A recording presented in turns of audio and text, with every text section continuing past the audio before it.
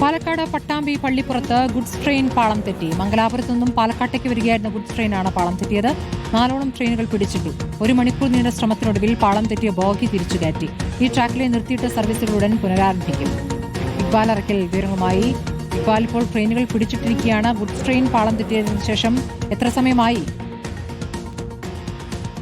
സ്മൃതി, ഇന്ന് രാവിലെ ഏകദേശം 11:30 മണിയോടുകൂടിയാണ് പാലക്കാട് പട്ടാമ്പി പള്ളിപ്പുറത്ത് ഇത്തരത്തിൽ ഗുഡ്സ് ട്രെയിൻ പാളം തെറ്റുന്ന ഒരു സ്ഥിതി ഉണ്ടായത്. മംഗലാപുരത്ത് നിന്ന് പാലക്കാട്ടേക്ക് വരികയായിരുന്ന ഗുഡ്സ് ട്രെയിനിന്റെ ഏറ്റവും പുറകിലെ ബോഗിയുടെ ചക്രമാണ് ട്രാക്കിൽ നിന്നും തെന്നി മാറിയത്. പിന്നീട് ഷൊർണൂരിൽ നിന്നും ട്രെയിൻ എത്തിച്ചാണ് പാളം തെറ്റിയ ബോഗി തിരിച്ചു കയറ്റിയത്.